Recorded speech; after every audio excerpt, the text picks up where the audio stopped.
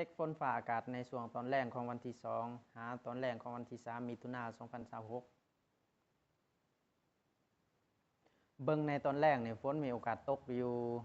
แขวงหัวพันบางพื้นที่ของเสียงขวางไสสมบูรณ์บริคำไส้คำมวนด้านตะเวนออกของแขวงสะหวรรณเขตด้านตะเวนออกของแขวงสารวันแขวงเซกองมาเบิ่งในตอนค่ำฝนมีโอกาสตกอยู่แขวงจำปาสักอัปปะปือเซกองบางพื้นที่ของแขวงสารวันและบางพื้นที่ของแขวงสะหวรรณเขต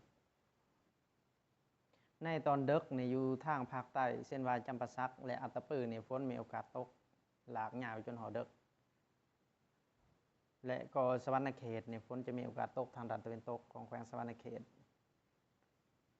และก็มีนครหลวงเวียงจันทร์แขวงเวียงจันทร์ฝนจะมีโอกาสตกและอยู่ทางแขวงหัวพันอยู่ทางเสียงขออยู่ทางศกเบ้านอกจากนั้นก็ยังมีฝนเป็นย่อมๆอยู่บางพื้นที่ของแขวงเสียงขวางเช่นว่าอยู่ภูกูดหมอกไหม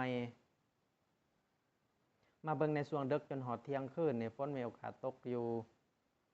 คำมวนสะหวรรณเขตคำมวนบริคำไส้นครหลวงเวียงจันทร์แขวงเวียงจันทร์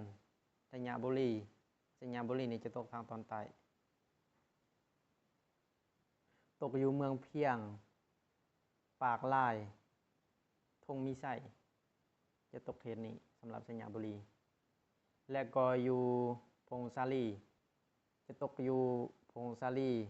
สัมพันธ์เมืองใหม่หัวพันจะตกอยู่เมืองแอดเมืองเสียงขอฝนจะสืบต่อตกจนหอดเสาของวันที่3จะมี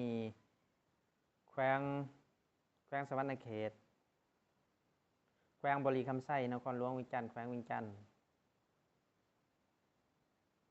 ไสสมบูรณ์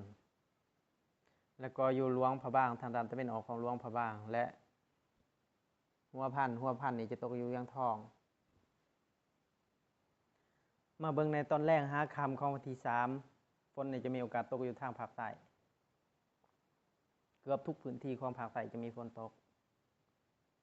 ในระดับปานกลางถึงแห้งและก็อยู่ทางตอนใต้ของแขวงสะหวรรณเขต